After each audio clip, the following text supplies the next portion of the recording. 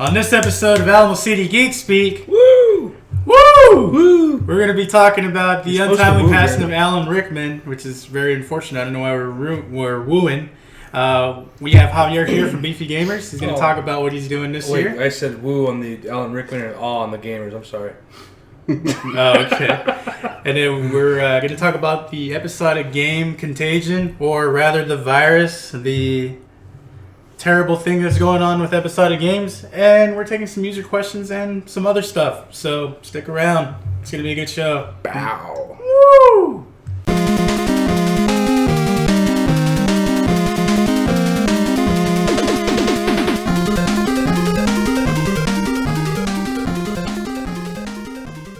Hey guys, what's going on? This is Alamo City Geek Speak. I'm Justin. I'm Pete.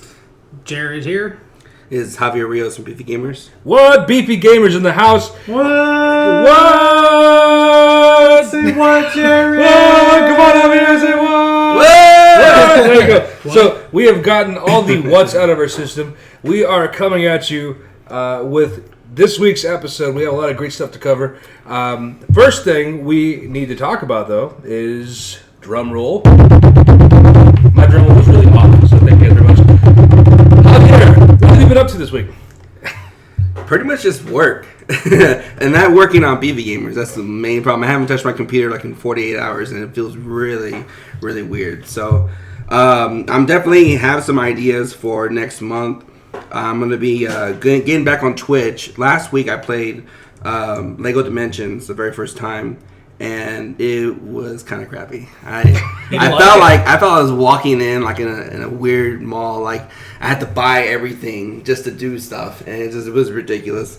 But I understand they have so much toys you have to purchase, and there's all these different team packs, and there's stuff you got like go through. Disease. Yeah. I mean, I'd rather buy DLC from a lot of places than besides Lego Dimensions. But I mean, it was fun because you gotta have to grind out through the game just to go through one certain obstacle, and it was kind of fun. I understood it. It was fun in the beginning, and then like towards the end, after like maybe the third hour of me playing it, I started noticing that you just had to keep purchasing things, and you just have to buy everything to play the whole game. Yeah. And the thing is very interactive too, because like what you have is you have a base, and then you have a portal. The portal is nothing; it's just purely cosmetic.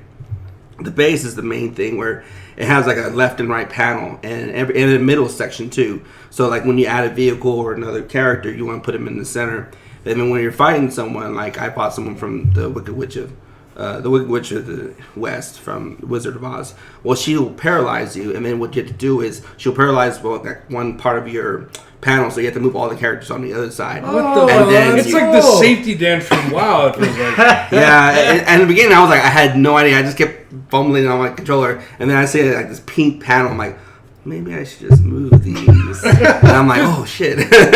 So I was doing that, and it was cool. And I met a few people from different countries, like from France, Germany, and they followed me. And previously, the week before that, I was doing Fallout 4, because it's been a while since I touched on that. And actually, I had to recreate new characters. I hadn't played Fallout 4 for almost a month because I had finals and everything from school.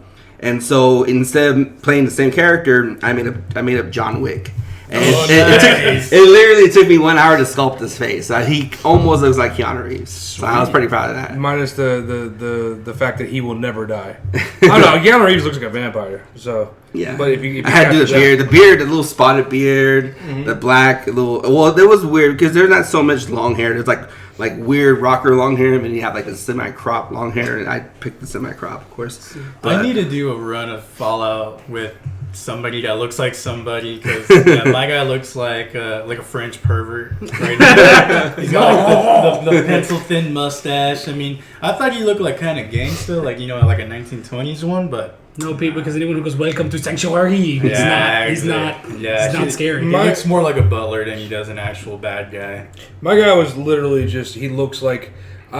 His name was his name was Ricky Spanish. So nice. I tried to make him a dick, but I can't do that. But either my way.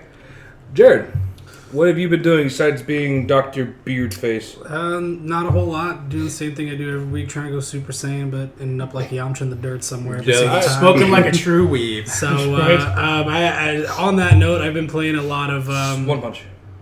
Oh, One Piece. Sorry. I have actually not been playing a lot of One Piece. I've been playing a lot of Extreme Butoden on the 3DS DBZ 2D fighter games. Pretty great. It's like GT Final Bout, but it's not terrible. I remember playing that game. I'm just saying I totally wrecked at it. Like, yeah, it's one of those games where you're just innately good at it, no matter how much you suck at games. Do you have to does somebody else have to have that game in order to fight you? I don't think so, but I don't know. Do you have online? Yeah, it's got online play. Do you ever play online? No. Why not? Because I don't want to get beat. Well, that's why you buy fighting games. We can't. I can't let my spotless record. Dr. Beardface plays against level 1 computers every day. See, you're like one of those Smash players. It's like, oh, I'm so good at Smash and I play level 9s. No. I play against like level 6s on Smash. I only play against level 50 on Smash when protecting the Black Soul Stone. That's two different games. Yeah, but definitely not the same. No, but Tyler's challenged me like several times, and he holds his own against like 7 level 8, level 9 computers, and I almost really killed good. Tyler in our Smash game. Yeah, but that's all. That's also because nobody knew what the fuck was going on. And I was also playing as Cloud, and Cloud apparently is God mode. Just kidding. I'd love to see a person in the tournament to actually use Cloud. Cloud going into that Super Smash. Yeah, Cloud is he is in need of a little bit of balance right now. His limit pretty breaks. OP, I think. His limit breaks are a little OP. His ultimate smash is extremely overpowered. But that's you pay for it and you like it. You got Omni Slash. So, I mean, what do you expect? But yeah, other than that, working on the business side of the podcast as usual, trying to get things set up for PAX and KI World Cup coming up this weekend. So much stuff coming up. Yep. So moving on to Mr. Pete. I get to say that. Hey Pete, what are you doing? Not much. Well, how have you been doing? Pretty good. Not much. I guess what we all just decided is that we've all been working a lot. I'm sure you're going to say that too when you get to you, because that's what we do. And in addition to that, nothing. Been doing a lot of editing. We just put out the spotlight on Ultra Arcade. You guys can definitely go check that out on our YouTube channel right now if you haven't already. Shame on you, because it's actually a pretty good video apparently. Working on another video coming up hopefully by the end of this week. We're going to have Alamo City Comics, a spotlight on them as well. And we're also filming some more stuff right before PAX, getting ready to give away that badge to a lucky subscriber. So if you're listening to this and you've subscribed, thank you. You might win a badge, or you might not. So, hey, And just kind of double tap on what Pete's talking about. Any of our fans, subscribers that are coming from out of town, make sure you check out these spotlights that Pete's working on. Specifically because they're cool, and if you're coming in from out of town, you're going to want to check them out. But yeah, a lot of good feedback on those. We've, obviously posted them every single place that we possibly could, and we've been getting a ton of good buzz generated from the video, so I'm just having a good time with, reading all the nice comments and stuff like that. But thank you guys, especially for watching and listening. Us talk about stuff. Whatever the hell we feel like talking about. Whatever we feel like talking about. Justin, I'm going to take it over to you. So, unlike popular opinion, I actually have not been working a lot. I've done my best to not do as much as possible at work, and it's actually been pretty fantastic. No, just kidding. Just working a lot, playing video games. I played through Metro 2033 and Metro Last Light in a weekend again on I played it on the hardest difficulty, which is Ranger Hardcore. I gotta tell you, I played it last time I played it just on hardcore. A lot of fun. Got rid of a lot of the UI. Everything was the stealth was fantastic, and that was on survival. I started playing on Ranger Hardcore, and it is by far the hardest fucking thing I've ever done. Not the hardest thing, but pretty close. I mean, I'm just saying, hey, is it scary? Dude, you know what? When everything can kill you in one shot, yeah, it's pretty damn scary. Oh, okay. So, I mean, that's kind of like my... my like kryptonite is getting scared in a game. So I haven't actually played Metro because I'm afraid I'm going to be too pussy to play it. You know, one of the best things about the game is, first of all, if you play on survival, if you play on Spartan, that's fine too. I'm not going to think you're less of a gamer because it's really made for the action-oriented player. Just less of a man. Just less of a man. Exactly. Or a woman. I mean, or more of a man or a woman if you don't like that. Whatever is the worst possible case for you, you're that. Pony. A pony. There you go. A monkey pony. Right. Monster. I don't know. So Made this half okay, don't do monkey, this. half pony monster, please you. Great. Now Jonathan Colton's gonna sue us. I didn't sing it. I didn't use the bars. I didn't use the music. That's fine. Thanks, Still. Jonathan Colton, for great music. Shut up. Thank you. No, so playing on survival, you have to keep track of your filters for your gas mask. You got to keep track of med kits, all this great stuff. And because the stealth is that much better, the enemies don't even fucking know you're there half the time. Because I play really, really cautiously. If I can kill stuff with a silenced pistol, I'd rather do that. And you know what? It played out pretty well. Most terrifying moment. I was stuck in a long swamp. I know exactly what I had to do. I turned the motor on to pull the boat over, making a whole bunch of noise. All of these fucking monsters start coming out trying to kill me, right? I'm running out of filters. I have very little ammo. I have nothing but my special ammo left, and I'm trying to save that because I need to buy more filters when I get to the next town or buy more med packs and stuff. And yeah, everything... The shit literally hit the fan for the most part. I'm being chased by a giant monster. I have 3 other monsters chasing me. I have a fucking flying... they call them... I don't know. I remember in the first game they call them bitches. They're demons is what they call them. Oh, them flying ball thingies. Flying ball thingies. Aren't they? Or bald? They're Look at gargoyles. yeah, they have like no hair. Well, I suppose they only have hair because they're irradiated. But either way... They're like golems, right? Yeah, I can kind of see that maybe. So he comes flying over, he picks me up and carries me out into the middle of the swamp, drops me in the water, and I get back to the shore. And then all these monsters are like, oh, hey, there he is. And he starts chasing me. And I finally make it on the boat, and I'm sitting here turning around, like shooting at the motherfuckers, and like, get away from me. No lie, as soon as the boat gets away from land, I run out of ammo, and the level ends. I'm like, oh, thank Jesus. It was probably one of the most heart-pounding moments of my life. That sounds terrifying. It was terrifying, but in such a great way. If you like Fallout, Metro 2033, the redo pack is totally worth it. So were you referencing like Lord of the Rings golem or like the elemental like stone golems? That would be a golem, sir. Well, I guess it really just kind of depends on your dialect too. I mean, like I call it a golem. Either way. Yeah, it's an EM. Glazing. Golem. Actually, wait. You know what? Time out though. Gollum's name is Gollum, so he has a point too. It would be more appropriate to pronounce it Golem. So I guess if you, man, fuck me, I defended the wrong person. So this is never mind. I'll save that topic for another time. Let's save that. We'll table that. Did anybody play the old N64 game, Ogre Battle 64? See, we're moving on from this. This is what we're doing. No, but I mean... No, I've never played that. I've never even heard of that. So, one of the horrible things that happened this past week, I don't like... We gotta do it. Okay, so real quick, just to throw this out there, so no one gets confused, I want to make sure everyone knows, I don't like Harry Potter. Okay, put that out there now. What a piece of shit. First of all, exact opposite. Fuck you. Okay, I love Dogma. Okay, I thought that was fantastic. I think anything Alan Rickman does is Hitchhiker's great. Guide. Hitchhiker's Guide was fantastic too. Galaxy Quest 2. I mean, by Grab Those Hammer. Robin Hood, Prince of Thieves. Yes, he was. Oh my God, he's so Die Hard. We can't forget about Hans Gruber. Can't forget about Hans Gruber. Can't forget Hans Gruber. Well, the sad part is we lost a fantastic, just not even an actor, but I mean, a human being, and he was so many different characters to us. Of course, we are speaking of the amazing Alan Rickman, who, I don't know, when he talks, you feel like he's talking down to you, but you feel great about it because his voice was fantastic. He's kind of like, you know what? He was Benedict Cumberbatch before Benedict Cumberbatch was a thing. You think about it, he's got that. He has an amazing. Listen to me, Potter.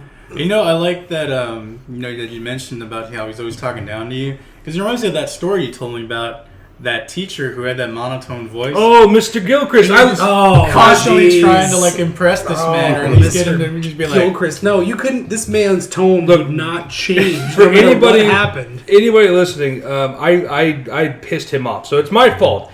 It's kind of like one of those things where I was literally doing my best to not be a good student. And it worked to a point to where when we were walking through the hallways, me, my brother, and my cousin Eddie, he would look at you and say, Potter. No, pretty much. We would walk through and he'd be like, Brandon, Eddie, and look at me. No, I'm sorry. No, he'd say Mr. Hernandez. He'd say Mr. Hernandez. No, he'd say Mr. Hernandez to my brother. And he'd say, God damn it, Martinez, Mr. Martinez to my cousin Eddie. And then he'd look at me and go, Justin. You know what? When you think about it, he might have been my Snape because he actually apparently he did a lot of great things for me because I learned some shit in his class. Did he kill the president of the principal of the school? Well, that he did. I mean, Mr. Davidson was pretty much an omniscient being as it was. You know, did he love your mother the way that she loved?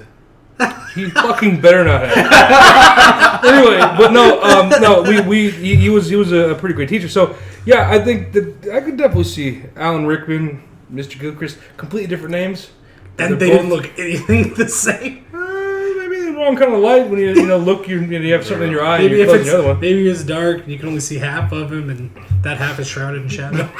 Yeah, so I'm sorry, I didn't mean to cut you off there. I just want to let people know about Mr. Gilchrist. No, absolutely. And this is why I brought him up, because I really have nobody who's like Alan Rickman in my life who's ever touched me like that, except for Alan Rickman. He never touched me. Touched me personally. His voice touched me. One of my kind of like role models. Kevin Smith posted a very nice long kind of memorial to I'm gonna just call him Sir Alan Rickman for this point. I don't care if the Queen's knighted him or not. This nice long kind of memorial to Alan Rickman, and talked about filming Dogma with him, and it was just really emotional to see it from not just as a director of the movie, but also as like someone that he revered having in his movie. Yeah. Well, at the time, he was kind of a big deal. He was. In Dogma, he had, of course, Matt Damon and fucking Ben Affleck, Batman. But he had them in the movie. But let's be honest. First of all, he was friends with Affleck anyway from Jersey Girl. And actually, this happened before Jersey Girl, didn't it? Yeah. Yes. So he was friends with her because remember they had the falling Amy. out after Jersey Girl.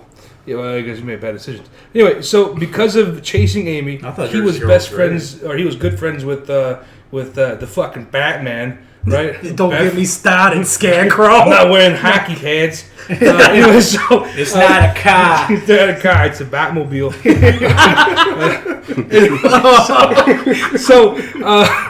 God damn it. So when I put the khakis, right, well, I left in the cardboard box over there. Anyway, so we're done talking about the Batman.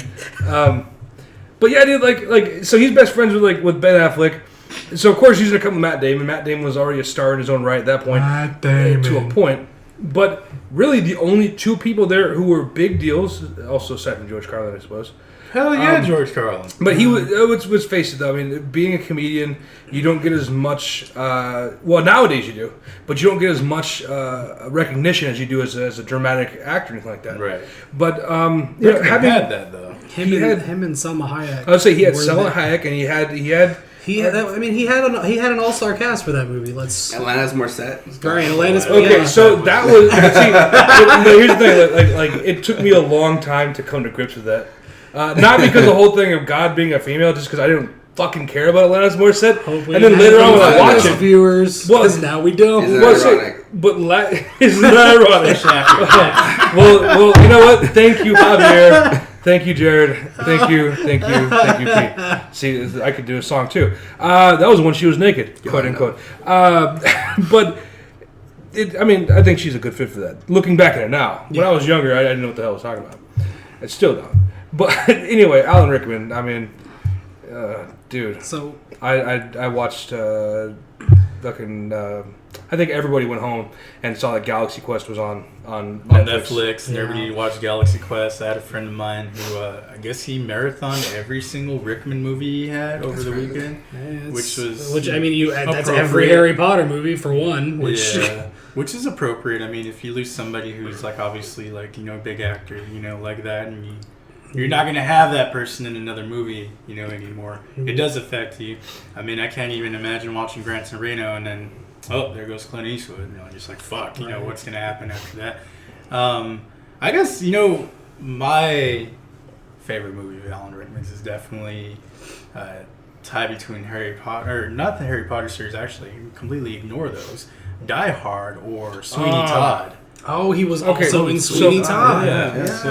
So Sweeney Todd was a pretty fantastic movie, but I gotta tell you, it really had. God rest his soul. It had nothing to do with Alan Rickman. I'm sorry, it didn't. But the fact he was in there was great. And he's a great singer too. So. Well, he was, and also I mean, no one, not just anybody, will have their throat slit by Johnny Depp. Right. No, but like a Die Hard. Oh my God, just the one line. Now I have a machine gun. And Yeah. he's like so angry. Dude, well, he He wasn't trying. It just happened naturally. He was, yeah. he completely, and I saw that post, and I had to think about it. I was like, dude, you're actually right, because like he had to completely, he revamped what a bad guy is. He is. In a movie, it used to always be like, "I'm gonna blow up the world, ha ha ha! You can't stop me." He's just like so menacing, and then And like when he's he all got about mad, brain power. He exactly. has that, conniving. that stone cold face where you feel like there's always something diabolical going on behind. So, let's real quick take a quick look at the caliber of enemies that we've had in movies that involved skyscrapers. In fact, let's go ahead and look at, for example, Die Hard versus the movie Skyscraper. Have you seen that shit? I've never pile? seen this guy. Okay, Anna Nicole Smith. This is back before. That's a blockbuster. We're done. We don't even. No. So That's top line. the bad. Top of the crop. First of all, Cream of the crop. the cream of the crop. Too much cream. It's way too much cream. Everywhere. So she, Anna Nicole Smith, plays the one person who can save this. I think she's a helicopter pilot. Which, by the way, of course, a movie starring Anna Nicole Smith. Movie starts sex scene. Anyway, Of course. it was horrible. I love the 90s. Right, the 90s were special. The bad guy in the movie was I don't know where he was from. I know he had a dialect that made it sound like he was part of Africa, like South African or whatever. But to show you, Alan Rickman said some amazing things. His whole now I've got a machine gun. Yeah. That was pretty great. And the fact that he's like, no, don't shoot. No, one of them. And he made John McClane think that he was a good guy. Up until the last second where John McClane shot him in the nuts and threw him out the top of the Nakatomi Tower. the Nakatomi Tower. The bad guy, however, in Skyscraper, got into an argument. Well, not really an argument. He was trying to get information from somebody. One of the tower workers. Slips on a banana peel, falls right through the window. Might as well. No. This is the moment. It was actually 15 minutes in the movie where his character died. Wait, what? Emotionally, he says to a guy, he's like, now kill everyone in the room, right? And the guy's like, go to hell. He's like, ha ha, I'm from there, and walks away. I'm like, that's what you fucking leave on? This is what we. So Alan Rickman, in one fell swoop, went back and he didn't quite make up for everything, but he said, look, those fucking bad guys in those B films are gone. I'm a good bad guy in a skyscraper. And you've never really seen Hogwarts. In Hogwarts, yeah. Well, I mean, If you guys haven't heard yet, Snape kills Dumbledore, and it was only possible because of Alan Rickman's awesomeness. So, hey, spoilers! Just playing. You just lost a few. If you Are you have, serious? I was just on movie number 3. I want to know the person who's listening, and just send us a message on Facebook or Twitter, whatever you got to do, and just be like, fucking ruined the movie for me. so I can talk to you personally and be like, why have you waited so long to watch that movie? I mean, yeah, and you're right. He really did change the way we kind of look at bad guys in there. I mean, he was actually iconic. He was hard as fuck in that movie, and just him in general. He has a distinct voice, a distinct look on his face. So you just knew if you saw his name on the movie poster, this is gonna be a bad motherfucker. You were in that like, movie. you were like, man, there's Alan Rickman's hard as fuck. This is gonna be a good movie. Exactly. He will continue to be the voice of God. For me, like when growing up and watching, probably the biggest movie in the early '90s was Robin Hood, Prince of Thieves. Oh yeah, Yes. All-star caliber, and he was in there, and I remember watching in the theater, and I was scared as fuck. Like this guy was fucking scary. It was so menacing. And it was so raw, like Sheriff of Nottingham. he raped people. He fucking killed everyone. Like he was just freaking. Dude, he was the boss, man. I remember seeing that when I was little too, and I was just like, man, this movie is boss. I saw it on HBO and shit. Yeah. And my mom wouldn't let us watch HBO, but sorry, mom, we'd watch it anyway. But yeah, I remember seeing that movie, and man, he was just so freaking badass. I also watched Men in Tights as well, which is a very good Robin Hood movie as well. It's like when your parents walk in and you're watching South Park, and they're like, "Oh, what is this?" You're like, "No, it's a cartoon." Oh, they're yeah. like, "Oh, okay, cool." All the time. As soon as Adult Swim started, every Sunday. Mom, it's just cartoons. It's just cartoons, Mom. And then she leaves, and you're like, "Fuck yeah!" I'd be like, I'll go to bed in a few minutes. and then you put it on a skyscraper, right? I think by then we had Google, so I didn't have to. Right. Wow. Whoa, wait. No, I think that he very, very perfectly steering away from just the bad guy roles. I mean, obviously as the Metatron in Dogma, perfect for the voice of God because he just has that voice. Right. he's like, I don't know. I mean, you know what? And I'll be honest, because he hasn't been in a whole lot of stuff recently aside from Harry Potter. What else? Well, and another thing I was going to go ahead and bring up his voice about specifically was in the very first remake of the Alice in Wonderland movies. Remember, he was the caterpillar. Oh, he was. So Yeah. it was also fantastic. And another thing that just happened is they just finished filming part 2 of that, Through the Looking Glass, which, he actually got his lines completely finished before his untimely passing. Nice. So that will be the last movie we ever hear Alan Rickman in is Through the Looking Glass. I think it's going to be one of those moments where it still sucks right now, but it's going to suck even more so in the future when someone who had that kind of iconic feel to the characters is going to be gone. Right. Whether it be playing a good guy who's bent on killing the main good guy for no reason, or just because he wants lots of money. Good guy killing the good guy, or bad guy killing the good guy, or vice versa, or just taking in the right of prima noctis on Robin Hood and making sure that the royal bloodline keeps going. That's pretty fucked up too. But I think we're all gonna miss Alan Rickman quite a bit. Absolutely. Yeah, and it definitely won't be the same. J.K. Rowling came out with another Harry Potter movie, Fantastic Beasts and Where to Find Them, but she's also doing the Broadway shows to continue on the story about, the children. And so, if Professor Snape was to be included in any of those, there's no telling who, if they decide to adapt them into movies, who can fill that spot. Which is rough, because, they had to do that for Dumbledore. They got lucky with that one. They got lucky with that one. It just kind of fell into place. Man, unless they make him a really, really old guy and you really can't tell because he's aged so much. Or if it's Benedict Cumberbatch with makeup, you're just not going to be able to get the same effect as he would have had with Rickman. But Alan Rickman, and before we move on, Alan Rickman, when he talked, he didn't have to move his mouth a whole lot. That's the big difference of Benedict Cumberbatch. He moves a lot He's when like, he talks. he flex his mouth quite a bit. And it's like, wow, you did a great job. That was terrifying to look at, Justin. No one else saw that. But watching you talk like that is going to give me nightmares probably for the rest of my life. You've been benedicted. I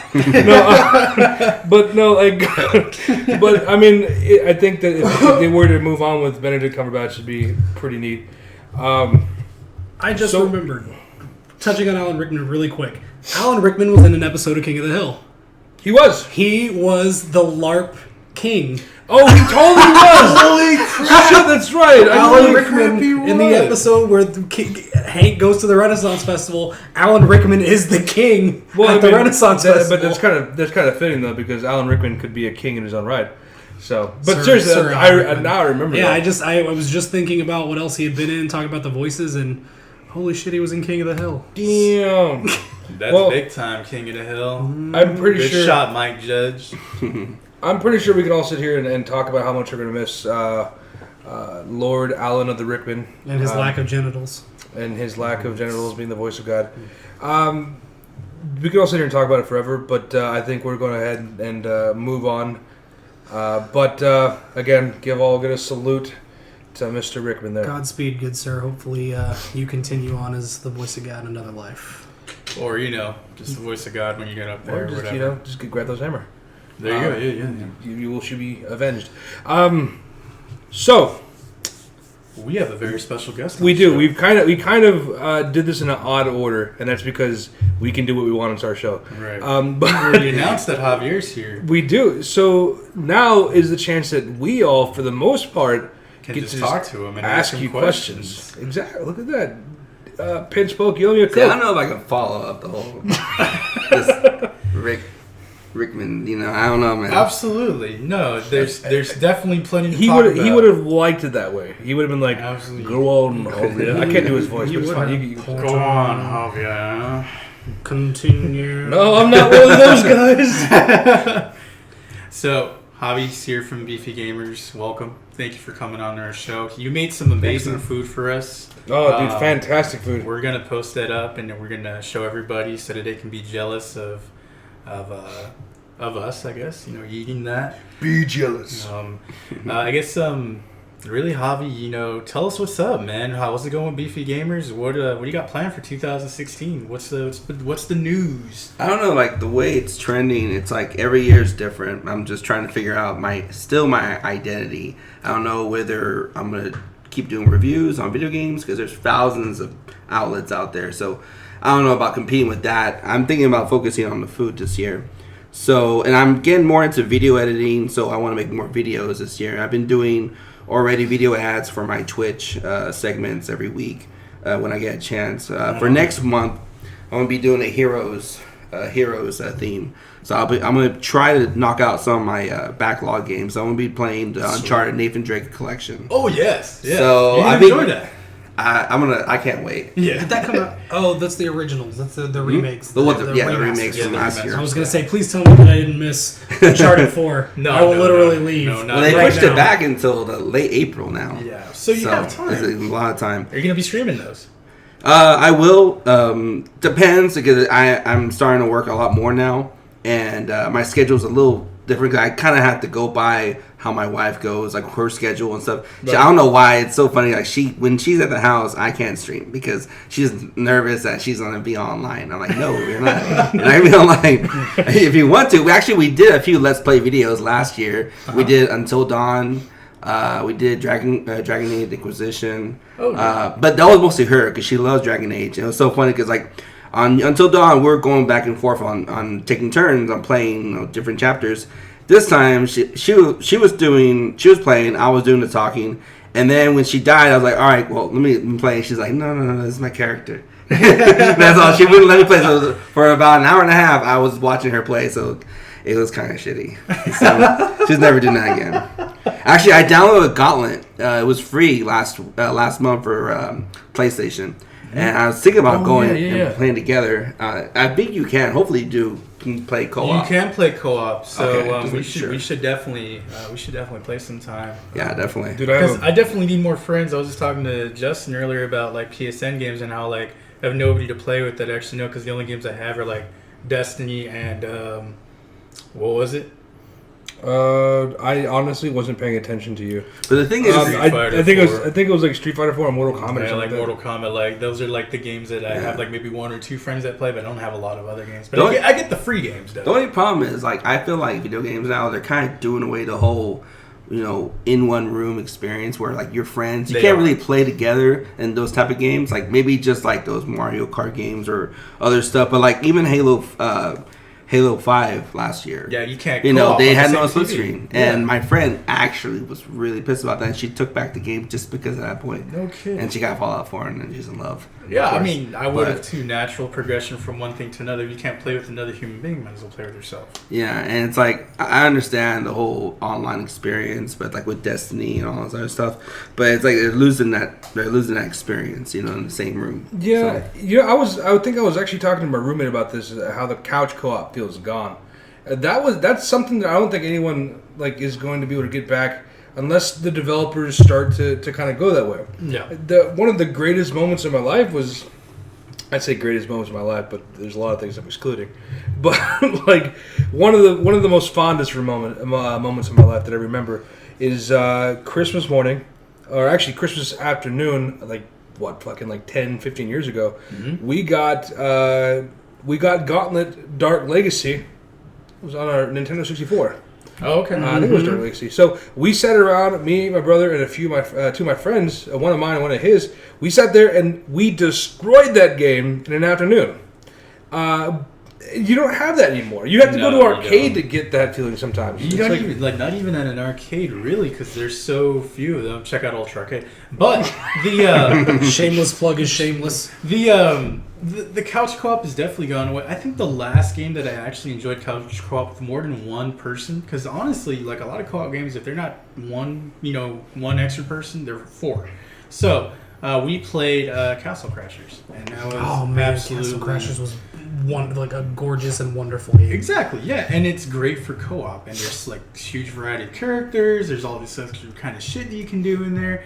Excellent example of couch co-op. Mhm. Now, I mean, you can maybe get lucky if you can even have two players on one. You know, True. Oh yeah. which is sad. I very fondly remember sitting down, in one room, Halo 2, creating custom matches. Dude, but see, It's that was also, I mean, it's funny because back then, I don't know if you guys would fall in the same boat, but when internet gaming was taking its biggest step and everyone was able to play online and do all this fun stuff, I desperately wanted to be part of that group. I wanted to be part of the group who was playing online and getting to play with people from around the world. Now, unfortunately, we've gotten that wish tenfold, and we yearn for those days back in the day, be able to sit down with your friends and play a couch co-op game. And it's kind of like one of those be careful what you wish for kind of things. Right. Yeah. We have to go dig up old systems, or we have to find hope to God that Sony or Microsoft is going to put a classic game on there that all four of us can sit down and play. I know there's a lot of independent games out there, man. It's still They're I think independent's the one who still focuses on the fact that people have friends in real life. I think so too. Yeah, I mean, Yeah. and that's a big thing. Especially, I mean, you stream a lot, Javi, or you have streamed a lot in the past. Do you feel like the audience is more receptive when you have somebody else with you, actually, doing the actual? Oh yeah, stream? definitely. It like gives me it takes off so much pressure because We were talking about that actually. it's like we just play off each other's emotions, and it attracts more people in because I remember last year when I did the marathon, it was in June. For 1 week, I played from 12 p.m. to 12 a.m. and I cooked a bunch of crazy food. Like I think I cooked like 40 different dishes that week. 40? Damn. It was like 3 foods every day. Man, sometimes I was knocking out 4. And it was like from drinks, desserts, to what I cooked here, the kolache poppers and the barbecue chicken pizza on flatbread and stuff like The that. picture on Facebook, look at that and drool. It's amazing. Yeah, I did like slider sandwiches. Well, anyway, so I remember my friend came over. He brought like Grand Theft Auto 5, and he brought what was it?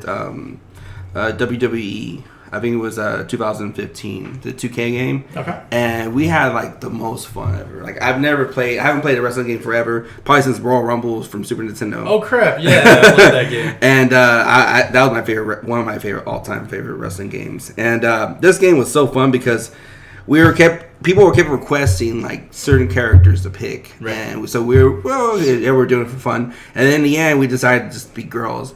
And it was like I think that like the match lasted about 30 minutes. We were like steel cage. It was the one where you had to like pull something from the ceiling, like it was a rope or something like that. Well, we couldn't, I guess, I don't know why, maybe because they were girls, they couldn't pull it down, so we just kept falling off the rope, we just hitting each other. And in the beginning, I thought I was going to die quick, and then I was like rebounding back, he rebounded back, and we were just knocking each other out of the cage. It was fun, dude. It Real was quick probably the best question. reaction.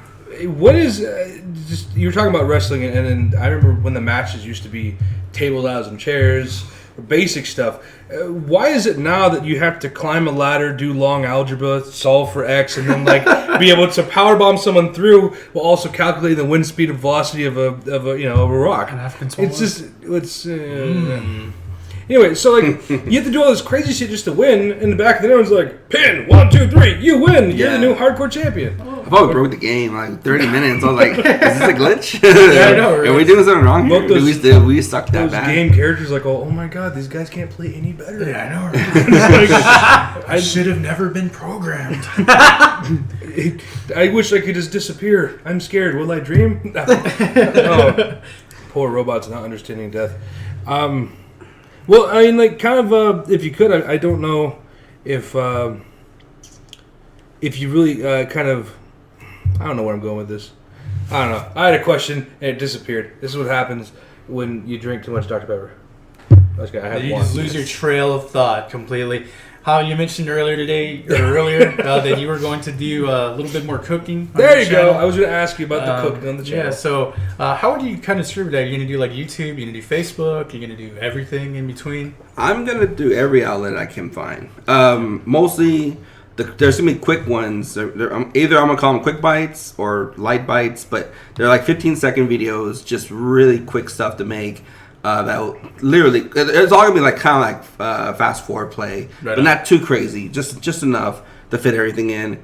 And all these snacks are gonna take about maybe 5 to 10 minutes to actually prep and cook, so it's not gonna be like unrealistic, you know. Right on. And those are only gonna be on Twitter and Instagram, and I'll also post them on Facebook once in a while. But I kind of want people to get through those too. And then on Facebook, it's gonna be the 30-second to 60-second videos. And those are going to be more elaborate. They're going to be kind of like the Frito pie pot pie I was telling you about. Mm-hmm. And there was another one I was going to do too. Because next month I'm focusing on heroes. So I'm going to be streaming Nathan Drake Collection. So what I'm going to do is I'm making hero sandwiches. Ooh, and once a week I'm going to have a different theme. I'm going to do a Mexican theme, Italian, American, and then vegetarian. I kind of have to mix it up a little bit because I feel like I'm killing America slowly, because every time people see my videos and pictures, they're all gaining 10 pounds when they see everything, and they think I'm a stoner, and it's awesome, thank you, but it's not true, not more. But yeah, and all these foods is probably when I was high. I was thinking about I can cook that, I can do it. But it took me 10 years to get off that. So, and you're definitely the cook though, because I've watched some of the stuff, and then Justice told me about what you make on there, and even what you've told us today, and it's just man, that's super creative. It's super easy to make. Babies could do it. Well, you don't want babies messing around with I want babies to do this. I want everyone to do it. See, I like Tasty, those videos, what they do, and some of them are great. Some of them are just dummy proof. But I like Tasty, and I kind of want to go through that path, but not to the point where it's you have to use 15 different ingredients. I want stuff you can pull out of your kitchen cabinet, I got 2 ketchup packs from Jack in the Box, and I got some mustard from, I don't know, Whataburger, and stuff like that. Some MacGyver treats. Yeah, I want to MacGyver all this stuff, you know? Right. And I feel like there's already enough videos out there where you can do all these crazy dishes and take about maybe 25 minutes to prep and cook.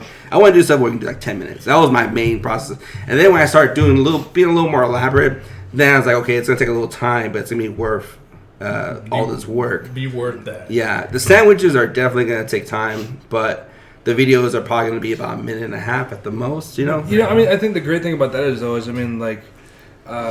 making gamer grub is always it's always difficult. It sounds stupid, but until you try to, if you're living by yourself or if you have a day by yourself, do this. Go and play your favorite game and try to think of a way to make something really good that, in your mind, it shouldn't take too long. It takes a fucking hour to make food sometimes, and then you're having to jump between the game, and it loses that kind of feel.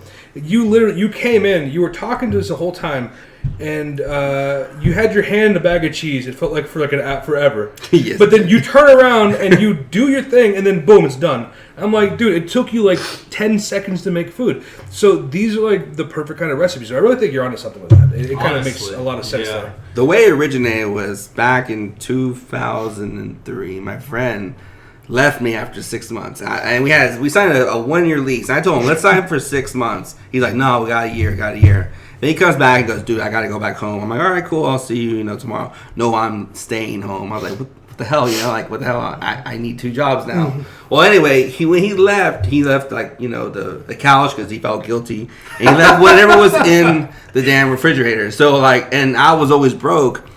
And so I opened the refrigerator, and all there was, because he had a barbecue one time, and his girl, he always making Italian stuff. So all there was this literally a 30 pack of home style tortillas, HEB ones. Oh yeah. And then there was this big bag of mozzarella cheese, big bag of pepperoni slices, and then a jar of spaghetti sauce and stuff. So I was really broke, and I was I gotta do something with this stuff. So I decided to make my own personal pan pizzas. And that's how it came out. And the funny thing was, the home-style pizzas, or home-style tortillas, when I put them in the oven with everything, it actually, they kind of rise a little bit. So it was almost like a pan pizza. Dude. Yeah, no, it was right. Technically, I was like, holy shit, I'm onto this. But and that was back in 2000. I was 23. I barely even knew how to cook. Well, you know what, though? I think a lot of this stuff, you can tell it came from I won't use the word dire straits, but we've come up, personally, I've come up with some of when you look back, and it's how the hell is that even possible? But when you look at it, it's dude, I came up with something that was quick, easy to make, and it's because of the fact that I had bologna and 14 packets of taco sauce in my refrigerator. Do you ever start a recipe off or a video off I learned how to make this in prison or something? Make some made prison marinade in the toilet. I made some of that sangria in the toilet. Well, dude, and this has been a long time coming. I've wanted to have you on an episode for the longest time. He's been talking about you for months, and dude, I was just so excited. Where he's how he's gonna be here today? And no, this guy doesn't exist. Dude, I made him up. Yeah, you guys are all listening to the voice of a. I am not here. So if you hear me, you're just as crazy. You guys don't hear me, or you do hear me? I don't know what you're talking about. No, who's that? I know where you're going, right? Oh, great! Now I'm going all. Are you a replicant? You can't. Wait, can you ask that question to a replicant? Because no. Can you ask it to a synth? I don't know. You okay? So we have to. If we're gonna do this, you have to do the real Turing test. Okay? You can't just say, "Are you a replicant?" Because I can just say no. You have to ask me emotional shit, but we're not going to get into that because I'm a replicant. So it's really great to have you on the show here. I think that you're going to a lot of great places. We're going to keep posting your shit on our Facebook, and if you guys haven't checked him out, check him out at Beefy Gamers on Facebook. You can probably Google him. In fact, I Googled him. He pulled up. He's the top search. Booyah! Check him out on Instagram, on Twitter. He's a great guy. He makes some good ass food, and he plays some games. So he kind of does everything you want him to do. He also makes julienne fries. What I want to do is also this summer, I wanted to be more interactive on Twitch. I'm actually going to create my own. Well, you get your own. Pretty much when you have your own Twitch channel, you can do whatever the hell you want. Yeah, pretty much. And I have a friend of mine. He's going to help me. We're going to set up pre-recorded episodes. Oh, nice. Of stuff like cooking. I'm going to do some reality stuff. I'm going to be doing a Madden Challenge Bowl leading up to the new Madden for this year. I'm going to have maybe cooking competitions too. Some of my good friends are really good cooks. His name is Ramito, and he works with me, and he's one of the best foodie guys ever. It's called The Gracious Table. He's on Twitter. He's on Facebook. He has a fan page. Check it out. It's mostly like a bakery. It's a bakery thing, but the stuff he makes is beautiful. You can't even eat it. It just my wife looks at all the pictures how can I eat that? It looks so beautiful. I was gonna tell you because and it's effortless too. It's effortless. It's crazy. And he's going to come in and he's going to cook some stuff. I want to do a show. I would love to bring you guys too. We'll have a panel talk like we're doing right now, but it's going to be live on Twitch. And it will be recorded and everything. I'm going to cut it, edit it, and have it on YouTube and Facebook. But in between the show, or after the 1 hour segment, I'm going to have 3 hours of live gameplay or whatever we're talking about. And then I'll be cooking live too. I'll have different cameras in my kitchen. and you can see me prep and cook it while you guys are playing games. Like, So, dude, that's actually my favorite thing goals. is to cook or to play games while someone's cooking for me. I may start calling you honey. I don't know. We'll see. Start calling you mom. Hey, Ma! Yeah. Hey, Ma, where's my protein drink? Real Ma. quick, super excited about the sandwiches thing, and then funny you mentioned that, and also like the way that it looks, because you ever make a sandwich and it just looks so beautiful you don't want to eat it. I mean, like literally, I just can't wait to see what you come up with. Cause I did make a pretty open faced sandwich. That's what I'm saying. I have new stuff like the stuff I'm gonna that I did from last year.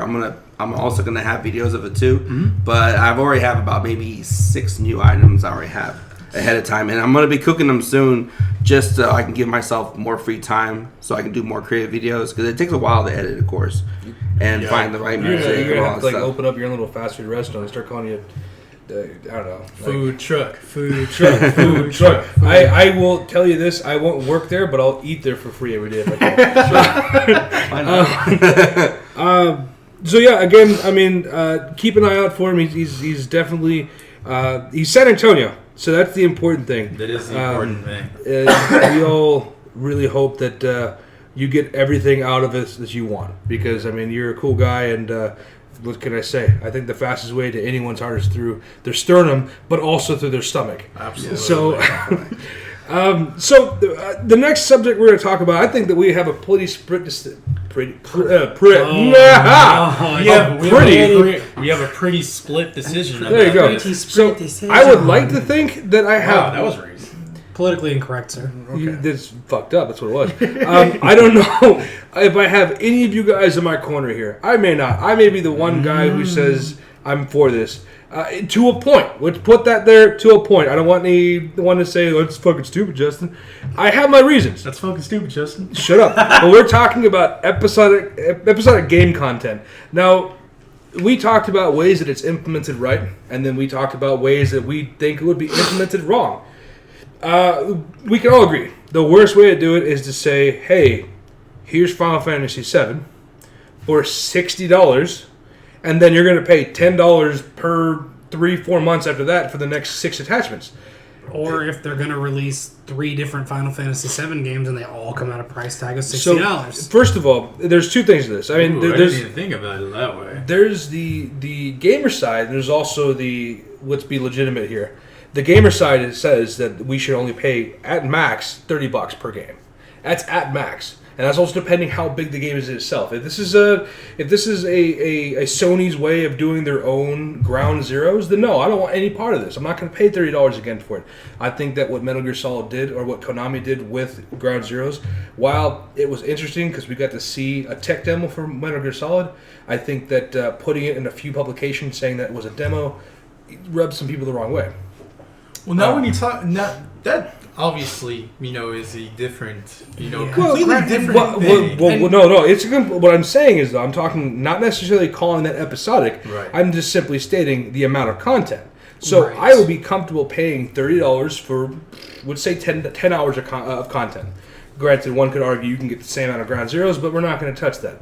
I'm talking 10 hours There's a of definitely pure reasonable amount Yeah. out of that one game. 10 to 15 hours of awesome content from a Final Fantasy game is literally a quarter of what you normally would get. It's not even a quarter when you really think about it, because you have the diehards that'll pour If you're- hundreds of hours into one. But those are the game. guys who are looking to make the ultimate, oh my god, look at that Omni-Slash weapon. But, We but, need... but going into that, if you don't have a game that's complete from the start, then those diehards aren't going to get those experiences they want. Because going back into something like Final Fantasy VII, Very true. you had to have access to areas of the game to get to everything. Right.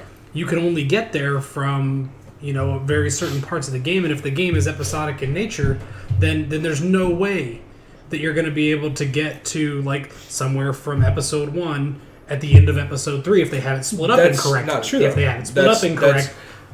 What I'm getting at is this. I mean, I get what you're saying, but it's not like changing a disc.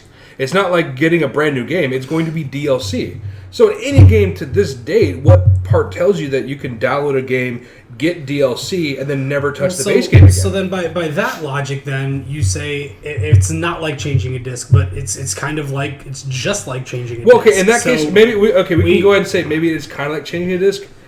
But what I'm saying is there's no reason to believe that you cannot revisit past content. No, and that that's absolutely fine. But when I bought a Final Fantasy game, I got all 3 discs. Yeah. I didn't pay for them separately. But we're also looking at a major difference here. First of all, Final Fantasy VII, the remake, or rather, I would just call this the reissue because this is not going to be it's not going to be a the remake same at all. This is going to be something completely different. So to assume that we are going to get the exact same experience is asinine, right? So we can all agree on that. Well, but we're not gonna. There's no reason to say they have to release it a certain way, and there's also nothing telling us that there's going to be only so much content.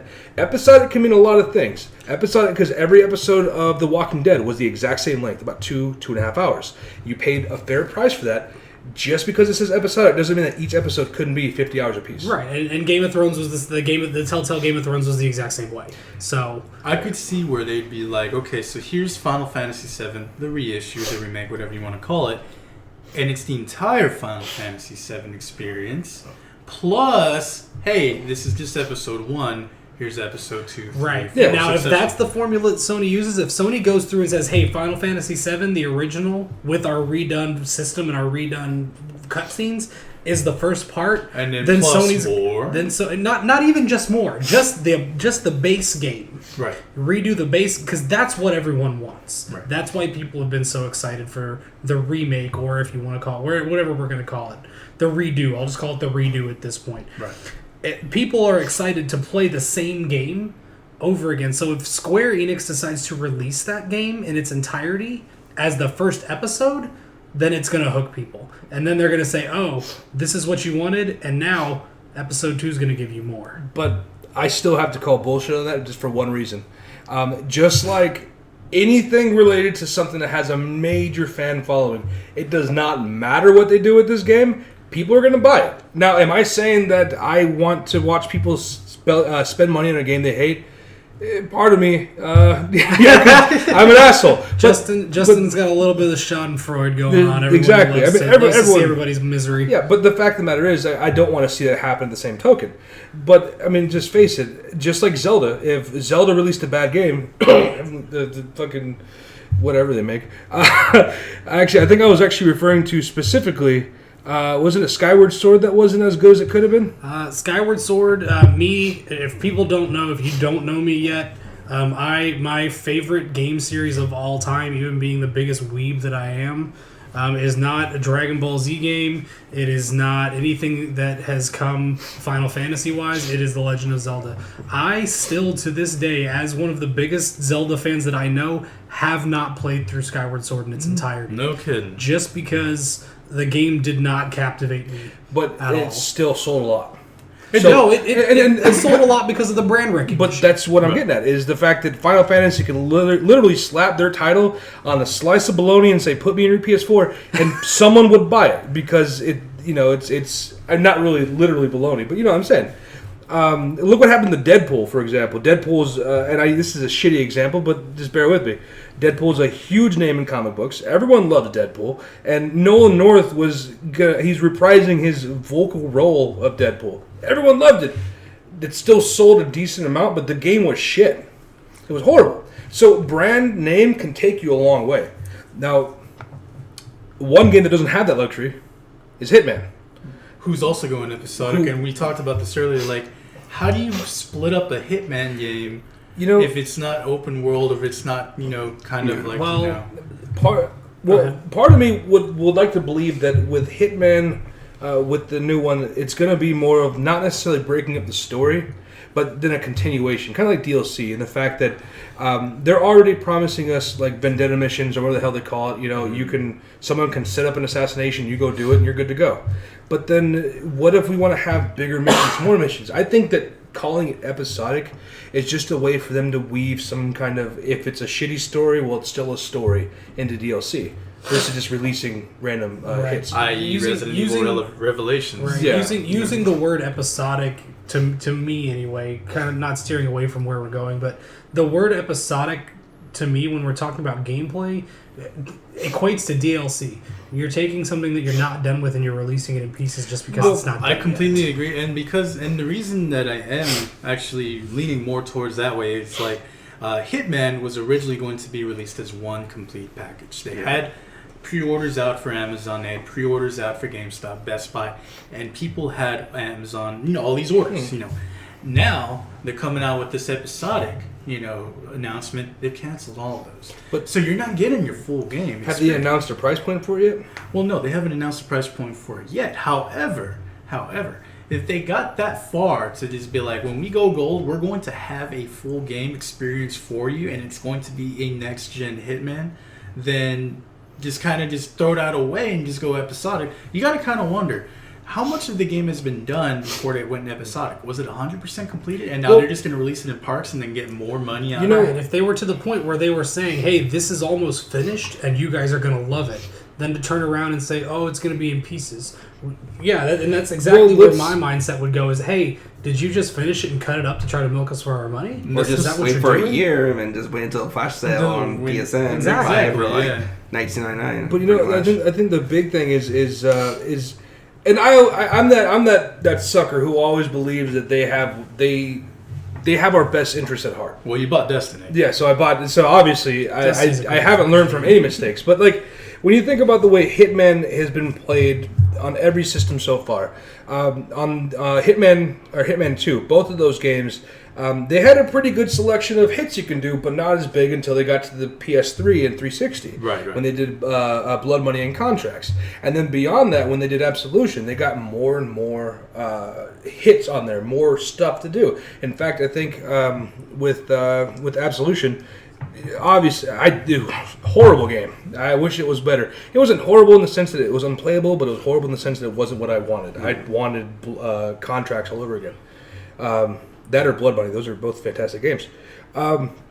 With this one, my mind is, when I watched the video on E3, that's a huge level. And there's a lot of stuff to do on that level. Not to mention also giving you the ability to have an assassination game or a way to create your own assassinations. So I think that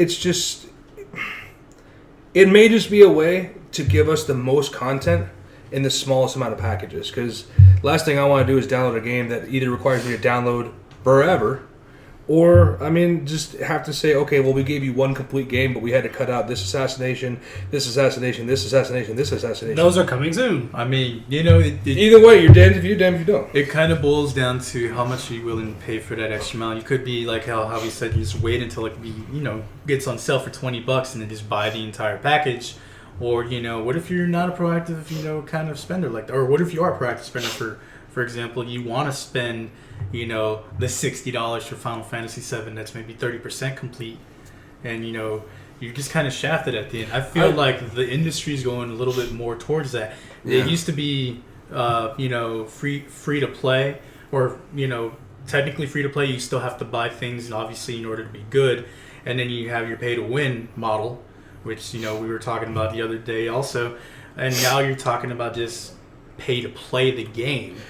In its entirety. I can't buy into the idea of them releasing anything less than like a good chunk of the game. And I know that everyone would probably say, well, what's the difference? The difference being, I want a good product. Just like the way I would kind of compare it is like this. I go out to dinner, right? I want good service. Now, I'm one of those guys who will say that I'm not going to tip just based on 18% of my total check alone on merit, just because you tell me I have to. You're going to tip based on what service you were providing. Yeah, if you give me shitty service, I'll give you a shitty tip. Deal with it. That's just how it works. But how often can you take back a game and get your money back? That is true. Versus what I'm saying is, my stake all over again. What I'm saying is, if I get not have to pay like the full percentage. If I get a good product, I am willing to pay what I need to pay. If I get good service, again, I am willing to pay what I need to pay. Now, in this case, if it's episodic, you know that going into it. So at that point, you make yourself a decision. Do I want to pay money for a game coming from Sony, so I know it's going to be a good product based on track records? Well, unless we're talking about 1886. That was Ready at Dawn's fault. They fucking suck. 1886 looks great. Moving past that, we're not going to get into it again. Fucking werewolves. So I think that if you know what the content is, if you know what it's going to be about, if you know what to expect, if you get into an episodic situation like this, that is literally 100% your call and your fault if you don't like it. Same thing. If I don't like my service and I still pay for it, whatever. I mean, it's a hard call. You wouldn't buy Final Fantasy VII if you had to pay for the Buster Sword. You wouldn't buy Grand Theft Auto. I wouldn't buy if you had to pay for your. If you had to pay for the ability to drive a car. The ability to drive a car. You wouldn't buy Hitman for the ability to assassinate somebody. That's how right. you wouldn't feel. Looking at these games. But when you look at these games, because you're looking at it from a perspective of they're not done yet. We don't know anything about them, and you're right to be, critical about it, skeptical even. But the fact of the matter is, first of all, Sony is not going to release a subpar game. They cannot do that. Granted, they're on top of the world right now, but a game like Final Fantasy, if they do it bad, and it goes beyond that, where finally people could say, even though this is Final Fantasy, this is shit. Right. They will turn on Sony in a heartbeat. It's not going to be a problem. Like they did with Final Fantasy Like 13. they did with, exactly. Same thing for Hitman. Any game that comes out episodic, if they release bad content, they don't do well. Look at the Minecraft story. It's not doing so well. It's not doing as good as some of the other Telltale games because it's what do you do with Minecraft? I mean, it's not really an adult game. It's more for kids for sure.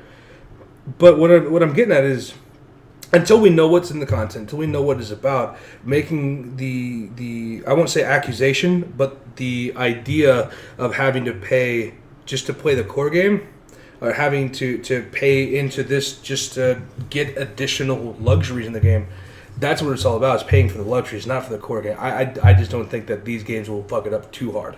Yeah, time will tell. Yeah, Square Enix, I think the whole episodic thing for Final Fantasy VII is because they're trying to reel in the new generation of gamers. Yeah. They never played the PlayStation 1. They probably won't because of graphics alone, but the gameplay is still great. Right. But they want to build a new experience. And I think they're kind of rolling the dice on it because, I mean, all these new people that have never played the game before, they could buy the first episode and never play the other ones again. Yeah. And they're going to lose a lot of money. So it's risk and reward because you're guaranteed $60 for like at least 5 million people. Exactly. I mean, 5 million easily. Well, and again, that's also assuming we're talking a $60 price point. Mm-hmm. You know, I mean, if that's the case, and I will be the first one to tell you that I may be wrong, but if it goes to $60 and they're releasing, not going to happen, but like for a Final Fantasy game, 10 hours of gameplay, that's when you start saying, I'm done with this. I'm no longer touching this game.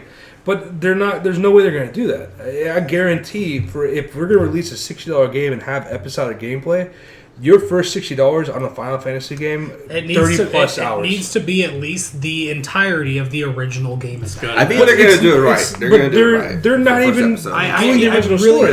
I'm really hoping for that. Because you have to hook them. Because based on the gameplay, I'm kind of I'm kind of different. There's a lot of people that are really, really excited about Final Fantasy VII, the redo right now. I'm on the fence about it. I don't believe that they should have sat and messed with the turn-based gameplay at all. I feel like they should have left. And again, this is just me. I know, but but keep in mind nowadays turn-based, and especially with that it's sluggish, it's slow, it's boring. Leave that for Pokemon.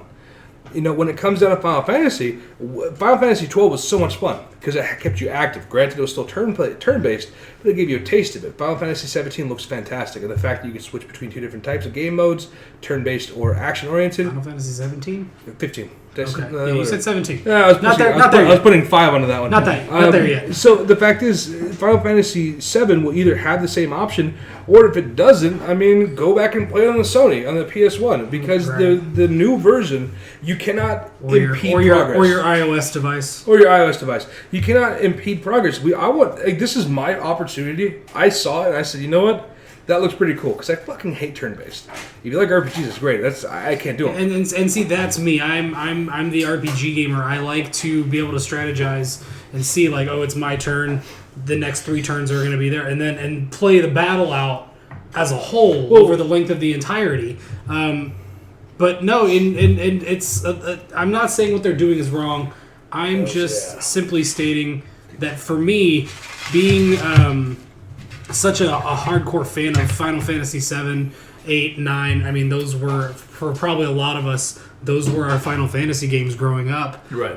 And they were all turn-based, and the formula was great in every game. The stories were wonderful. The battles were great. And I feel like, again, like they're rolling the dice. Like Javier said, they're rolling the dice with it.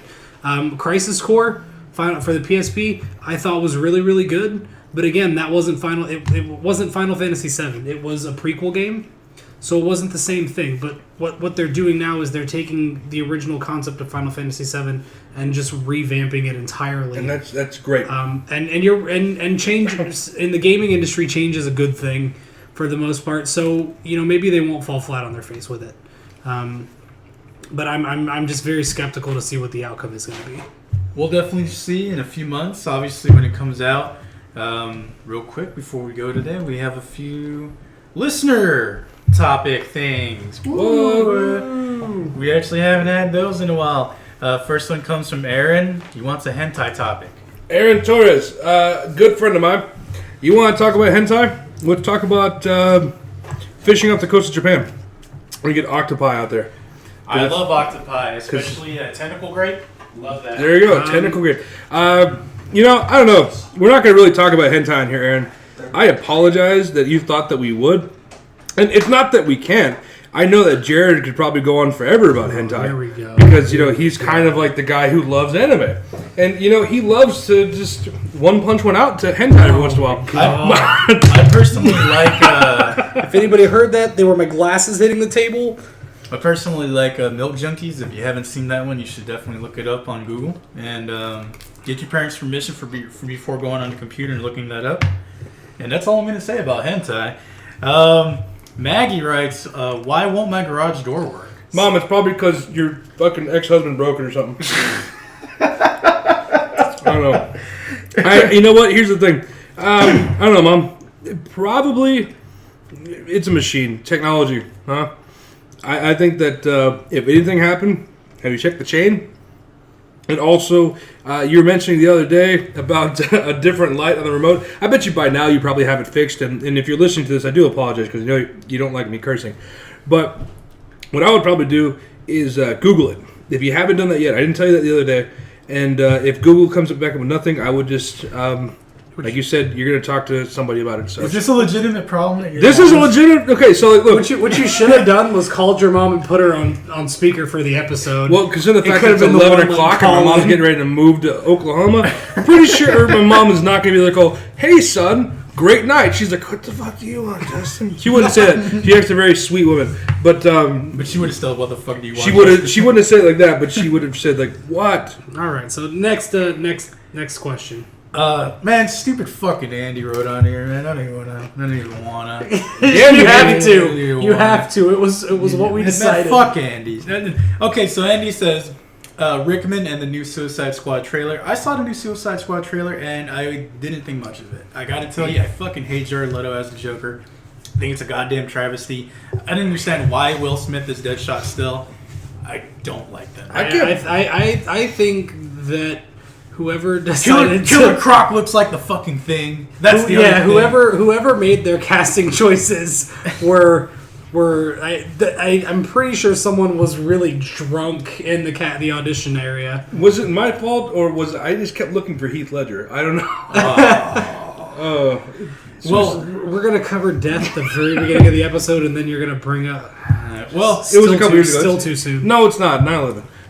Obviously, Andy, thank you so much for enlightening us about go away, Andy, Mr. Rickman. But Suicide Squad. I mean, I'm not looking forward to it. I'm looking more forward to it than the fucking Batman and Superman movie, because that thing was like shit. So real quick, did we all watch the same trailer? Because I thought the trailer was awesome. The one today. Yeah, it came out yesterday. Yeah, dude. Not we're talking about Suicide. Suicide Squad. Yeah. So it was awesome, dude. I mean, okay. First of all. I mean, the one like line, it more than Batman vs Superman, but completely different because that's an awful movie. The one line when she broke the window, she's like, "What? What do you expect? We're criminals." That was funny. It was like, "Ha, that's great." I didn't really dig the whole, freaking Harley talking to herself. That was kind of overplaying the whole like, Oh, I'm crazy. That's literally Hot Topic goth right there. Okay. Well, I mean, so is Lettle. I mean, it's like you got Macklemore, you fused him with ICP, and then you threw silver fronts on him. And That is not even true. Look, his Joker is fantastic. It is not. No, look, No. excuse me for not making the Killing Joke Joker or doing something crazy over the top. His laugh, I like it. His whole demeanor is different. I think is unique. He's going the Heath Ledger route. He's completely immersing himself in a role. Now, Pete, you might have something negative to say about Jared Leto. That's completely fine. I don't know if you guys have seen movies Jared Leto has been in. Requiem for a Dream, great movie. Jared Leto did a great job in that one. Dallas Buyers Club, another example. Jared Leto completely immersed himself in the role of Rayon. Did not see that one. He played a crossdresser, and you know the movies about AIDS and stuff in the 80s. Yeah. And he completely immersed himself in that role, and he by far was probably the best actor in that entire movie. And he had real long hair. And he wore a lot of wigs. He wore a lot of wigs, yeah. But so I do believe that for some actors, method acting is probably the perfect way to go. And there have been a lot of articles I've been reading already about people how people are terrified to even talk to Jared Leto while he's on the set because he is just the Joker while he's filming. Best story. When her name is Margot Robbie, right? Margot Robbie. Yeah. When excuse me, I'm bogarting the pizza from Jared. Still a great pizza from Javier. So yeah, when Margot Robbie, apparently she received a rat from Jared Leto, and it said from Mr. J. And I was like, that's he goes and he clever, goes yeah. So I don't know. I don't care. I'm excited about it. Fuck Batman. I want to see this. And also fuck Andy. What else we got? Oh, last one. Possible X-Force movie after Deadpool. Thanks again, Mr. Torres. Yeah, and I could see that going one of two ways. Either they bring in the really good X-Force team with Cable, Domino, Deadpool, that other guy. But you know, you're right. It couldn't go the other way. What's the other way? Punisher, the Hulk, the Red Hulk, Elektra, and Deadpool. Wait, so which is the good way? Which is the bad way? Say For you? Elektra? Yeah, Elektra. I'm out. Which is the good way and bad way for you? Me telling you Elektra right there kind of says it. You Okay, know. first of all, Elektra, yes, while she does enjoy the company of a lesser being, I think that having Punisher is fucking awesome. I love Punisher. Also, it depends on who plays him. I would agree with you, except we're not talking about Marvel Cinematic Universe Punisher, so it won't be John Bernthal. It'll be Fox, deciding who's actually going to play who. Yeah, I think they should go with the Domino and then the Cable, old team. I don't care what anyone. I think that what's his face? Jean-Claude Van Damme. Go away, Beard Man. Thomas Snipeway. Jane played the best Punisher. Bernthal was great. He was unique. He was different, and he kind of hit up his Australian accent really well. That wasn't Bernthal, bro. That was another guy. Bernthal. Oh, wait a second. He was. That's right. Never mind. My bad. I'm thinking of Warzone. Bernthal is the Shane from The Walking Dead. He's gonna Why be did I? It's the name. I don't even know the. Okay, the Australian dude. I fuck his name. Right. So it won't be the Australian dude. More than likely, won't be Thomas Jane. I mean, even if they decide to make this movie, which I find, to be frank, I don't think it's going to Ryan happen. Reynolds wants it to happen, so Deadpool, if it becomes a success, he's going to have Fox's It hand. looks gold. The movie looks gold. It looks good. I mean, honestly, I was apprehensive I was super apprehensive. the when first I heard couple it of was coming trailers, and then the most recent trailer that they've put out, I guess like the last two actually, and then just the fact that it's just been rolling into this big old thing on Twitter. And obviously, he's trying to get his The name billboards are out there. The billboards are out there. The hype is real, people. The most romantic movie of this year. It's going to be, I think one of the best movies, comic book wise, that come out this year, aside from Doctor Strange. Benedict Cumberbatch, everybody. Perfect choice there. And Civil War as well. I don't give a shit about that movie. I knew right away that Deadpool's gonna be awesome, dude. The first trailer, I was like, fuck yeah. Even though it was all CGI and people couldn't tell right away until you watch it again. But yeah, and then once they redid it in live action, I'm like, not as good, but still great. You know, because he did some really cool stuff in the CGI trailer. He did some really cool stuff in the CGI trailer. And, you know, the whole, I'm wearing my brown pants, this and that. I mean, they kept the funny part of him without going too retarded. It was great. And the Colossus is going to be there in his old Russian form, not some old, or not old, but young, buff, white dude in X-Men 2, Extra Boogaloo. Side note, Ex Machina. Side note, Civil War is going to be awesome. Any movie with Captain America in it is gold and just shut his damn hook of mouth. It's going to be one of the best movies, if not the best movie. Do you want to take a plot line that doesn't exist? It's not the normal Civil War, right? Yeah, it is. No, the original Civil War was... It's not, you're correct, but Marvel has already... Marvel, Disney... Everyone that has made these movies at this point has already come out and said, but this is a different universe. We might be taking plot pieces from different areas. Okay, so... But this universe is completely its own. They really didn't even take a plot piece, though. They just took the title. It's supposed to be fucking Captain America leading his mutants versus... mutants. Versus his heroes. Versus Captain America and his heroes in a way to keep hero identity safe. And then for them to throw that away and say, fucking Bucky, no one gives a shit about Bucky until the freaking Winter Soldier comes back around. The centralized plotline is still there. The American government wants everyone to have to register, wants all the heroes to have to register. Because of the Sokovian Accords, but they literally had a robot that the Avengers created that could have destroyed the Earth, and now Iron Man's like, hey, you know what? You're right. We need to register. But they need to register. That should have been forefront, not this whole... This Bucky Larson. No, right? well, Bucky is going to be very important. And if you've read Bucky Larson, that's a shitty movie. If you've read anything on the internet or seen anything about this is going to be Chris Evans' last movie as Captain America, probably, which means that Bucky's going to be pivotal because just like in the comic universes, he's probably going to take over and be Captain America. And then just recently, Steve Rogers became Captain America again. So I don't know. The other fact to include is it's not just Bucky in the movie either. The trailers have also hyped up Falcon, which, if we know anything about the comic universe, he's now Captain America. So there's a lot of different things. I don't give a shit about Captain America.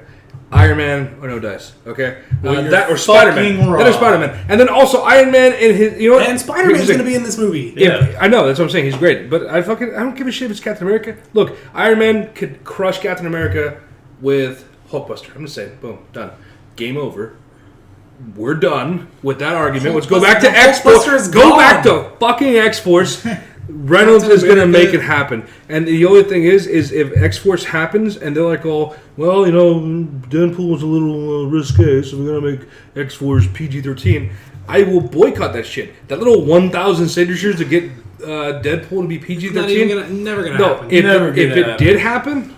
If it did happen and it affected all of our movie to make it PG-13, I'm going to send that kid hate mail. There's no way. There is no way. Ryan Reynolds, everyone that sat down and said, we need to make a Deadpool movie knew. There is no way this movie is getting out You're absolutely right. R or a fucking MA on it. You're absolutely right. But I'm just saying, in the world of possibilities, get your pencil and paper ready to start writing letters down and saying, if you ruin this movie for me, so help me God, I will, not do anything violent or horrible. Send them an autographed picture of your ass. I will give you an autographed picture of my ass.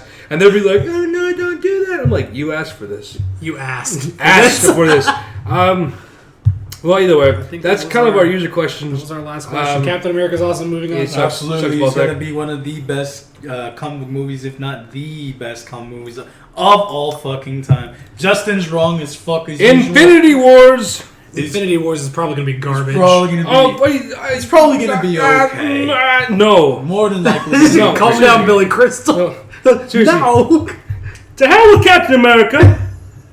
It's all about the Avengers. Oh my God. Together, not Captain America. It doesn't make sense.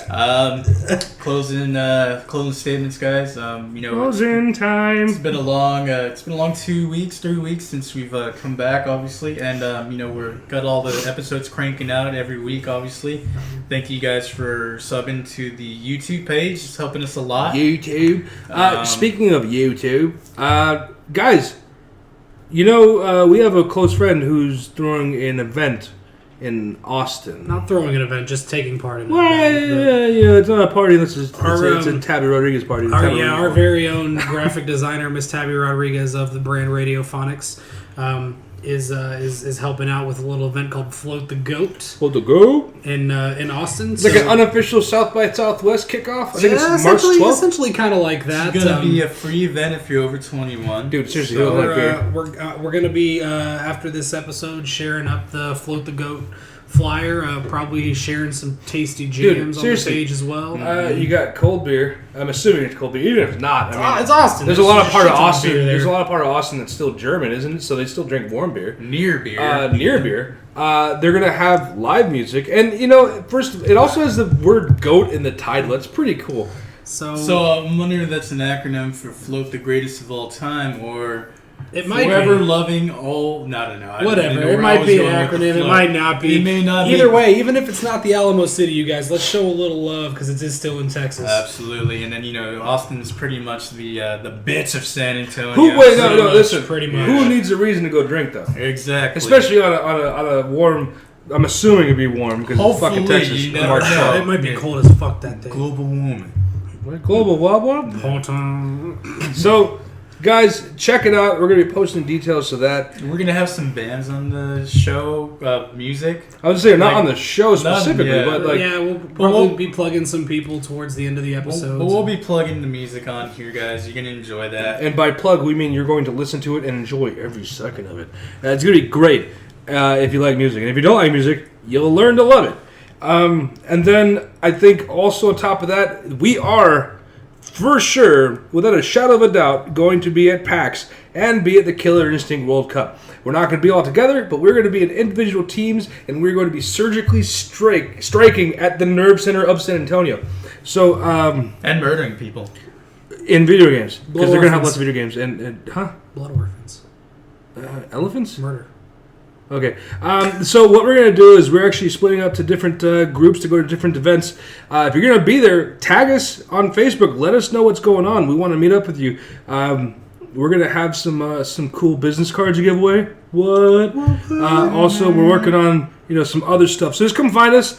We'll see what we can do for you. Again, subscribe to this damn page if you want a PAX South 2016 Saturday badge. Because if we don't get enough people, what are we going to do with this badge, guys? We're going to have to give it to Andy. Fuck Andy. You don't want to fucking give it to Andy. Nobody wants fuck to do Andy. That. Guys, do that bullshit. Go subscribe, because if Andy gets this post, if he gets this post, meaning that he gets this badge, because he'll get the post at PAX South Saturday, that's a stretch, right? Anyway, so if he gets this badge, guys, that means he wins, you lose, and that means we all have to go watch Captain America together. Oh, man, that's a good That's idea. a horrible... Don't let these assholes win. You guys need to subscribe ASAP. We have about 80 subscribers now to the page, which is quite... 20 less than what we're looking for, but we definitely appreciate We need your subs. Yeah, so tell your mama, tell your papa, tell your sister, tell your dog. You should have said tell your daughter. Because that would have rhymed. Tell your mama, tell your papa, tell your sister, tell your daughter. But... What? Dr. Beardface does have a prescription for everybody. If you haven't listened to us before and this is the first episode, I'm going to write you a script for all the previous episodes. Go listen to those. And for those of you who have been dedicated listeners, your prescription is the next episode. So just wait for it to come on out. Booyah. Not a doctor. Not a medical doctor. There you Right, go. he's the dirty doctor. Well, guys, we're coming to the end of another episode. As always, your esteemed host, I am Justin. I'm Pete. This is Jared. And this is Alamo City Geek Speak. Remember to like, comment, and subscribe. And you guys all have... Could you have a wonderful day? Could you do that for me? Because that'd be great. And fuck Andy. And fuck Andy. Goodbye, everybody. Nerds! Bye, Felicia.